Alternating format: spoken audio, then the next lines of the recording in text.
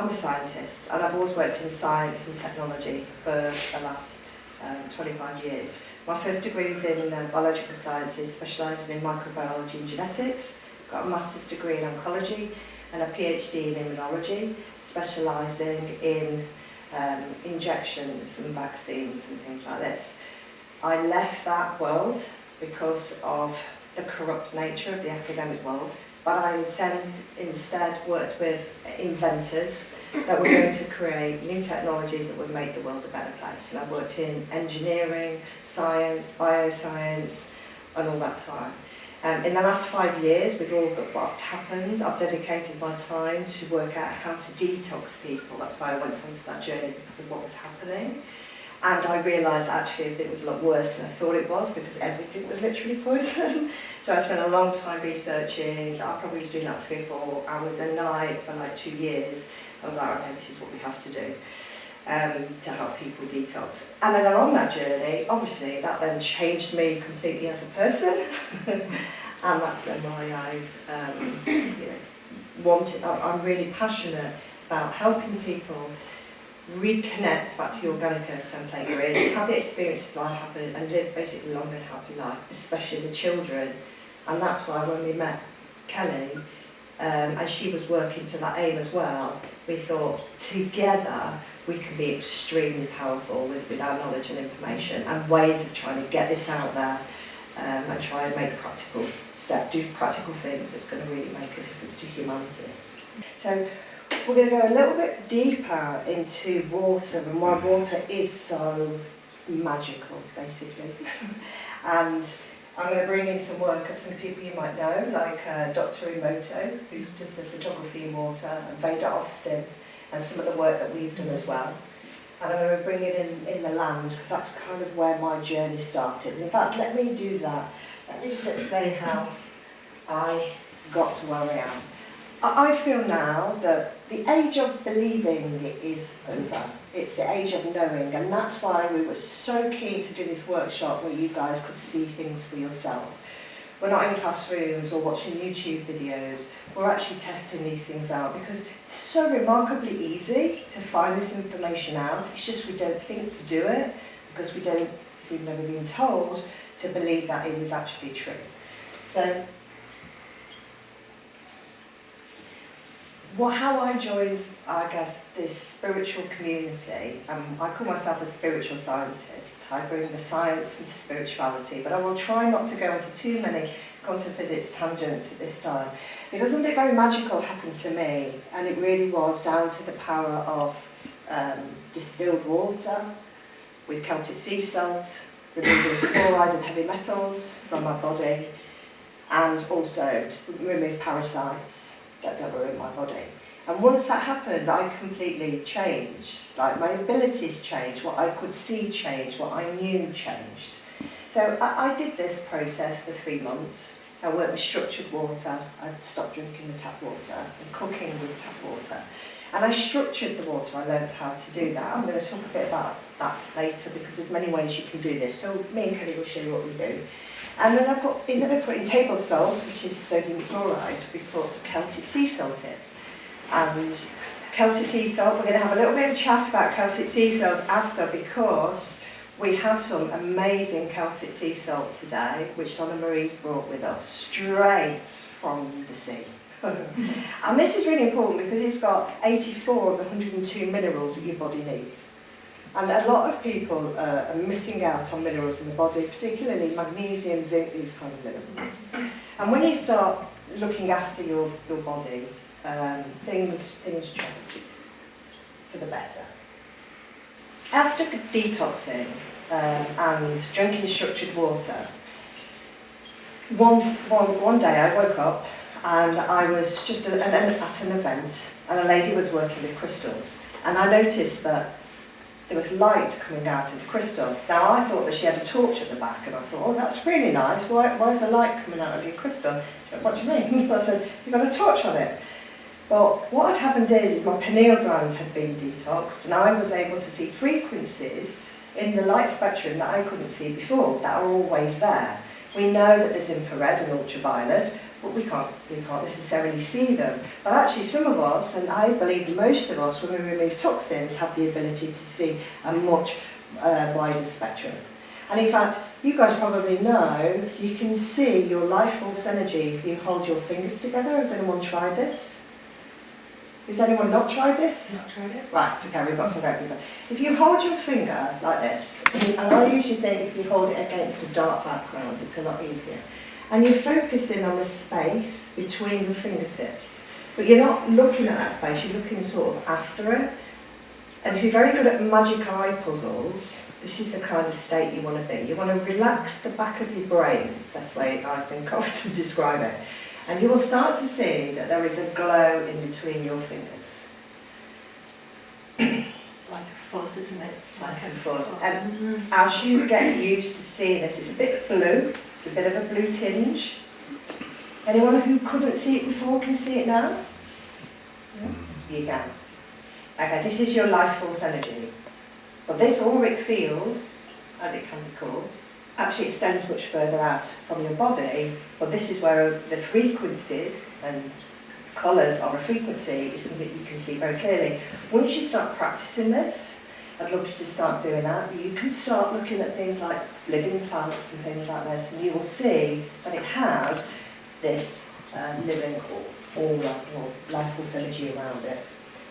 And you can see this photograph. People have been able to see this with their eyes, but when you explain to somebody who can't see, and it isn't, I don't believe, because they were born not being able to see, they were just told to ignore it. They were told to focus clearly with their eyes on, on objects and things, and not worry about the things around the outside yet.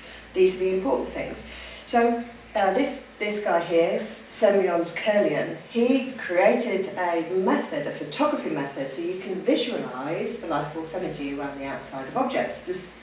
And then this was the way of showing, yes, we're not crazy, we can see it. This is what it looks like, to try and help people understand that this is a real phenomenon. And the biowell that we processed, that we just used earlier with the wonderful Alex working this wonderful machine, is a modern day version of that technology, looking at those frequencies, and that's why he used your fingers to be able to measure those frequencies, which is that life force energy. We've been talking about biofields earlier on, and this is a great representation of it. A lot of us realise that although our heart pumps blood around the body, it actually creates a toroidal field.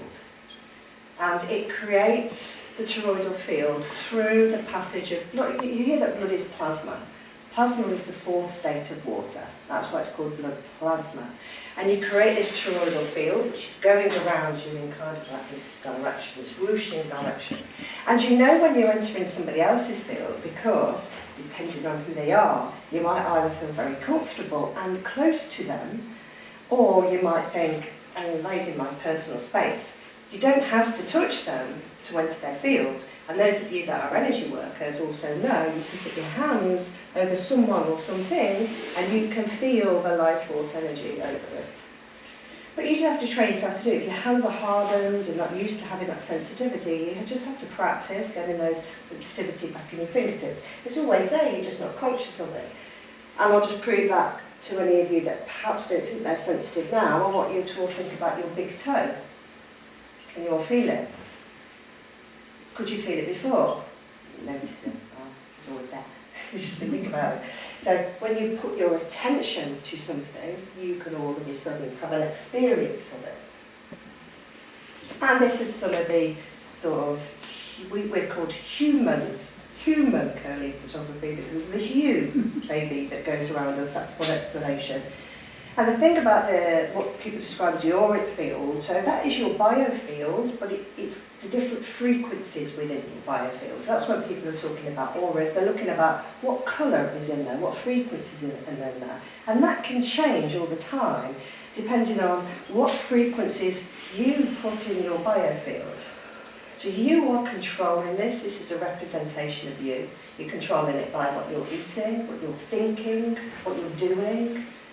And you are controlling and programming that, and that's why every time you might sit in front of a Kurlian photographer, which is some around, it might be different. because you're experiencing things different. And what we're going to try and explain today is that you have control about what goes into your biofield, because that is going to create your reality, and that is going to magnetise to you, without you realising it, the people and the things that are in your surroundings. So when we talk about the law of attraction, what we're really saying is, unconsciously, we are reading people's biofields or the fields of things around us, and we are naturally attracted to the things that resonate the same as us. So if you have some people which are not necessarily best for your higher good, should I say, negative, it means there's something in you that needs to be healed, because you are attracting them subconsciously. And that is why healing leads to growth and leads to a positive life experience. You are in control. You have to heal here in order to see it out there, because we're unwittingly, perhaps unconsciously, looking at each other's biofield, not just colours, that's a representation, but there's information in that biofield, and we're either attracted to that or we're not. And the other thing we spoke about is, how big someone's biofield energy today, which we're going to do some experiments on. But you can know when someone's magnetic, and a personality can enter a room and they've got a magnetic personality, because people get attracted to them. They just have to open the rooms, because whether you are conscious of it or not conscious of it, it's still happening. You're still reading people all the time and interacting with your environment. The more conscious you are of that, the more that you can program your reality. So where I started with this wasn't with the human biofield. I was very drawn to the earth grid, which is effectively, as above, so below, as within, so without. It is the same as us. The ley line points are the water that travels across the earth in a grid, and it contains information. And so I guess that's like the blood in our veins. And all of these places are connected, and here are some of the sites that have been mapped here on these maps. I'm not going to discuss what shape the Earth is. You've got this place here. Does anyone know what that place is there? Is it all below? That's it. I'm going to say we're right here, aren't we? And that was one of the very first places I was attracted to. That is like the crossing point to the major ley lines, although there are many like that. There's arteries and veins in the world. Okay, but below, when you look at its, if you look at its geometry and what you find in these places, is you've got these standing stones, and they're very common to have standing stones in a particular geometry, and underneath there are ley lines. The stones always contains quartz crystal. They're often made of things like granite or sandstone, and red sandstone is quartz crystal. So there is a deep relationship between water and crystals. And for those of you that may or may not know, your pineal gland actually contains calcite crystals. So that is the flow and the containment. That's how you can visualise things. You know that crystals help slow down the frequencies so you can visualise something. That's why you've got a liquid crystal display, LCD. You get an electrical or magnetic waves which are slowed down so that your eyes then can see that signal as a picture. So we even use them all the time. So I got very interested in going to these sacred places. And one day I'm going to let you into the secrets. This is not a very widely, I've done some talks on this, this is not a very widely known secret, but as I was downloading information about water and about the quantum reality that we were in, obviously things that I'd never contemplated before, I suddenly looked at this hill that I've been to many times called Stapleford Hill, and I said, this is a pyramid. Now, this is a very random thought, isn't it? Like, why would you think that? And I thought, wow, why do I think this is a pyramid?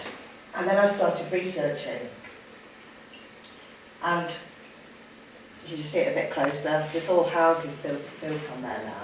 But I've always been very drawn to this place, and I didn't know why.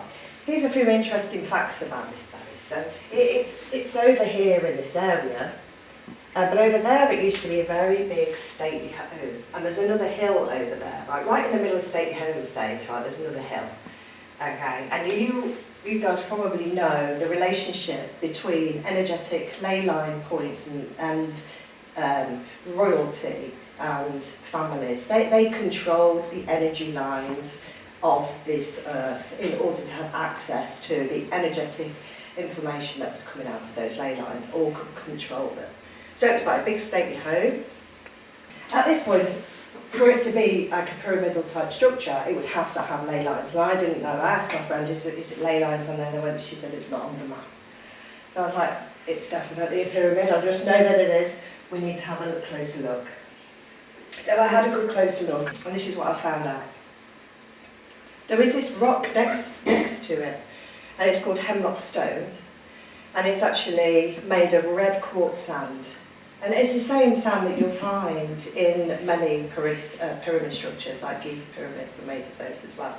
And this is because it's got high quartz content. Well, then when you start looking at this energetic relationship between, say, you know, elite families who understand the energetic nature of the world, George III came to this place, which, I'm sorry, it's just like a little town, right? It's a little town, for his Golden Jubilee, like his biggest celebration, and apparently sacrificed a bull on top of this place. There's a lot more than that went on, obviously. But even Queen Elizabeth II, they came and they had a Druid festival with bonfires on top of this place for her Golden Jubilee in 2002. Do you know what the weird thing is? I can't find anybody that remembers it. That's so weird. So weird. No, I don't know. This must have been like a big thing. And if you go and you look at the board that's on there, which, just go on to the next one, there's a little sign on there, right? And they've even got a photograph of it had taken place. And you look around at the sort of drawings and emblems that are related to this place's symbology. So I found somebody then with a more up-to-date map, eventually. I came across my path. And he said, yes, it's on the ley line map. And in fact, there are two ley lines that cross here somewhere, don't exactly know where, but they cross here. And then I met another guy who showed me how to find out where ley lines are crossing points. And you'll find this is quite interesting. When you see tree trunks like this round in each other, what you're seeing is two spirals, two vortices, which is what we're talking today about, and it causes the trunks to spiral together. So I found where the ley lines crossed underneath those energetic vortex points. And then he also found, which I'd also kind of known deep down, but didn't really have the proof until I found this guy, that they run straight through my house. So all this time I've been thinking my emotions have been up and down or whatever, what's been happening. And really I've got this massive energy line which is taking all the information and energy further up into that water and passing through my house. Once I found this out, obviously now I've sorted my house out, my house is irrelevant to what's going on in that environment as to sort of how my house energetically is feeling. But I went on a mission then to cleanse and to flip the energy of any negative anti-clockwise spin energy of any of the ley lines or structures that were further along the line. One, because I just felt a deep calling to do it, but two, this stuff goes through my house, right? So I went along to these places and was using the pendulum test and seeing whether there was positive or negative spin in these various areas. And what you found was, or what I found was, is that you had things like, and this is also true of Buxton because we came here, McDonald we came here, you find things like cenotaphs are actually on ley line points. And instead of going there to be grateful and have love and compassion for those people that, you know, fought in the wars for us, people are encouraged to go there, especially on 11/11, to pour all of the negative emotion that they possibly can. And then this gets fed into the ley line. It's all about negativity. And when you take the pendulum there, you'll find it spins the wrong way around. It spins anti-clockwise. And a lot of these places, you'll look at statues, monuments, all those things related to Freemasonry and all that kind of stuff. They all knew what they were doing and they placed these things in very weird places. But you can flip it.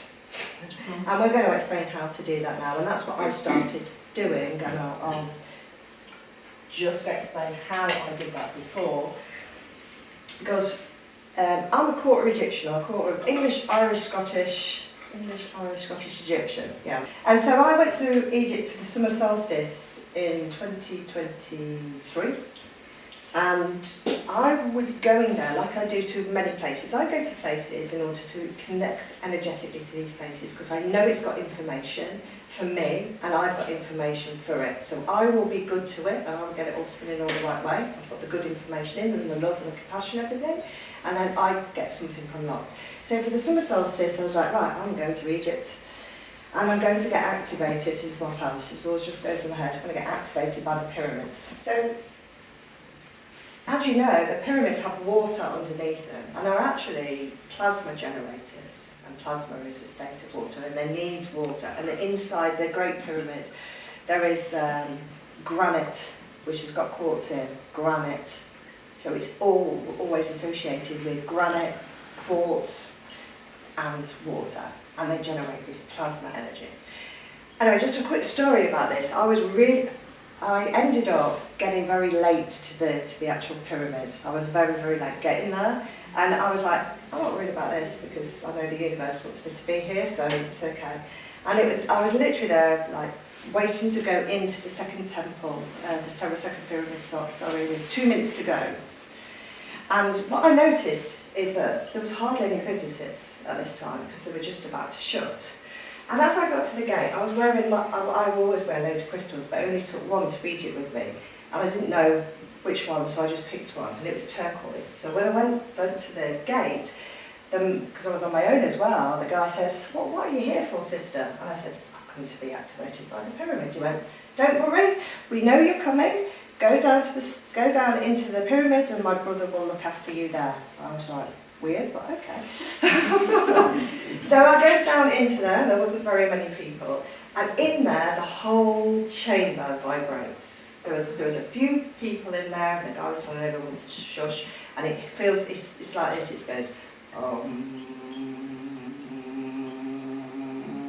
and you hear the whole thing shaking when people shut, right? Which was wonderful, because the guy saw me in there and said, come over here, sit here. So he sat me out of the way, and I just started meditating there, sweat pouring off me. Right? This wasn't a warm place because the whole place was like vibrating. I was just sat there with my eyes closed, just focusing on what I was doing. And he tapped me on the shoulder and went, come. Go lie in there.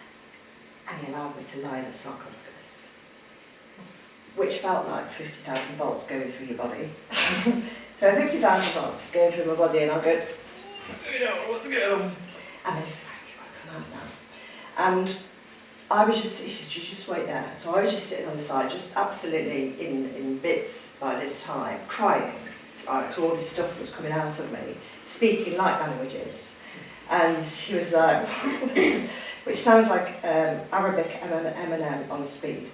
I'm just like having this experience. I was like, well, this is what I wanted, right? This is why you program reality. So eventually I managed to get myself together and go back. I was like, right, this is what we're supposed to be doing. Each of these places, each of the water in these places is giving us information, unlocking things in us, as well as the work that we're doing on these places. So now whenever I go to a place, I always set an intention about what I'm going to do. So this summer solstice, where I met Whitaker, which is absolutely amazing, that's like, I went to the Bosnian pyramids. There was a big calling to go there, to go and experience the dragon energy and the water. That was the plan. So I was like, I just booked an Airbnb, I didn't book any tours or anything like this. So I was like, just right, the universe has got me. And I sat next to Mike, who's a volunteer there. He knew everybody. And basically it was absolutely amazing for the whole 10 days that I was there, because we saw everything. Nothing at all. Tourists could not have done what we did, right? And we met amazing people, we did scientific experiments, and one of the most magical things that we did was we found the Dragon Pyramid water. Because the Dragon Pyramid doesn't really look like a pyramid, but me and Mike were saying, I think there used to be a dragon here. I think there used to be a dragon. And but we didn't know. How are you going to prove this, right? Everyone speaks Bosnian, all the books are in the other language. But we said, right, we're going to go on an adventure. Well, the adventure that we went on was absolutely incredible, because we ended up, like on a Sunday, going to the wrong side of the hill, basically. And we met a cowboy with a bull in a field and a couple of horses. And he could only speak Bosnian. Now, fortunately, I can speak and understand a bit of Polish, and they sound very similar, so he couldn't speak a word of English.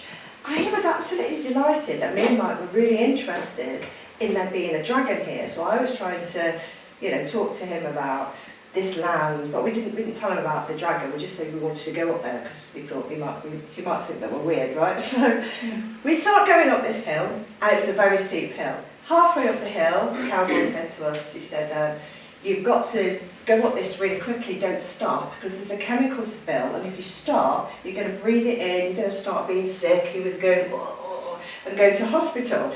So we were like, okay, so we scrambled all the way up to the top of the hill. I was like, come on, Mike, we can't die on this hill. So we got up to halfway up the hill, and we got to the top like we were alive. That was marvellous. We saw all this chemical dumping. And the guy then said to us, he said, do you want to go to the head or the tail?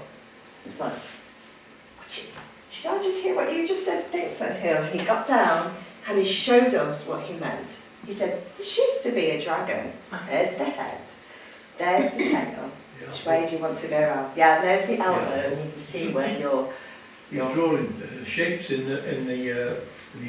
Yeah. Because the language problem, just make this is where we were on like a ridge, and it was quite a defined ridge, wasn't it? Yeah. And that was either the elbow or the tail, or then we went further onto the head.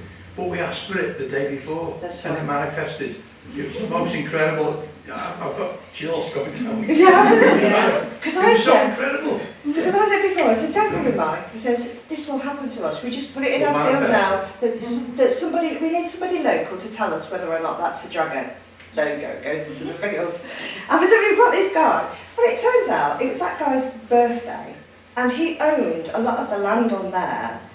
I share the same birthday with his son. So he was born in the same year as me. His son's got the same birth date as me. He invited us back for a drink of water because he's got the well on the land that takes the dragon water energy out of that land. Because the water can be the same mineral content, but it's got different information in it. I'm going to show you what that looks like in a little minute because I took some photos. But one thing that I haven't really explained is that these places are also connected by ley lines. And I feel that my job is to connect people and lands with the information that's in these waters, because the elite have known what is going on, and instead of this information flowing around the whole body of the earth, it's been stopped and capped. And it's like when you go to our below, you look where the ley lines are, and they've put in a spike with some concrete where the ley lines are to stop the flow of energy. It doesn't stop the flow of energy, but it stops it going. And they do this all the time. And they put, the trig points, which are supposed to be on the high points. They're all made of concrete, it blocks the energy, but you find trig points on low levels. It's not for that reason. So as we know about frequencies, we can then see them as geometry. But then there's information within that geometry, like I can say. So this is what we're looking at. This is kind of the physical structure. And has anyone not heard of Emotin's work? Oh, okay, well, this is good. So he was one of the first people to visualise how water retains memory by. First of all, he did an experiment. I believe one of his early experiments was to do with rice, where he put rice in 2 different jars with water in, and he spoke very harshly to one jar and very nicely to another jar, and then looked at how long the life of that rice was before it went mouldy. And the rice that he spoke harshly to became mouldy much quicker than the rice that he was speaking very nicely to. And this is really because of the different, you can just see down here, it's not because of you expect it to do harm. It just means that those frequencies, when you're not very nice, you can tell. When my voice changes and I start to get, it doesn't feel nice, does it? I just make myself feel horrible, right? You feel it, right? So the words are the one thing, but it really is the intention behind the words, the energy, emotion, the emotion. And so he was able to, in crystallised form, be able to see what each of these things looked like. And when something is in harmony and it's got a beautiful shape, this is where you see this wisdom and it's truth and it's all these kind of words. But any of these frequencies down here and polluted water has no form or function. And you are a symphony, you are an orchestra.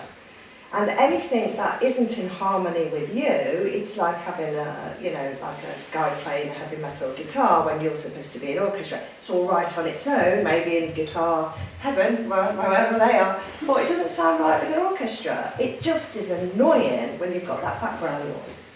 And a lady, absolutely wonderful lady called Veda Austin, she's taken on his work and taken it really to another level. She shows which we're going to teach in our level 2 workshop, how you can freeze water and be able to show the frequencies in water. And these are some of her work, like she puts water over a picture of a swan. Sorry, it's not so easy to see. A picture of this lady, and you can see that the imprint is in water. In fact, they did an experiment, and they had a piece of water, some water, and they put information into that water, and they diluted it 100 million gallons, and that information was still contained within that water. Water's like software code. We are computers. We are reading water. We don't have memory cells. We literally are reading water. The backbone of DNA is water. DNA is basically plasma water. So any emotions or trauma that you have stored, your biofield is reading. Anything that anybody said to you that you're holding on to because you haven't got to the forgiveness stage, you are just constantly processing again and again and again and again. Anything that's like radio 1 wavelengths are coming through this room, right? And we could tune into them and tap into them. We can choose, there is information absolutely everywhere, and we really need to start not focusing on those pieces of information that don't serve us on our highest good, and focus on those pieces of information that do, because you don't have thoughts. You don't have thoughts, so stop attaching yourself to them. That's what we want to teach, and start creating the thoughts you want to have, because that then creates your reality. So as I was talking about the different waters from the pyramids, this one here is from the Sun Pyramid. Can you see? That literally, well, that is literally rays of sun and some pyramid structures. The moon one's even more interesting, I think. Can you see the pyramids? Yeah. Mm-hmm. That's just taken from the moon pyramid's water. And then this was from the dragon pyramid. Very different shape. So this is what we're talking about, the information that's within that water. But actually even their tap water wasn't bad. It was pretty nice in terms of structure. I mean, it was municipal water, it wouldn't be like the best water straight out of the ground, but in terms of the structure, it was created because it was going through the pipes, through that tunnel area. It was creating quite a nice shape.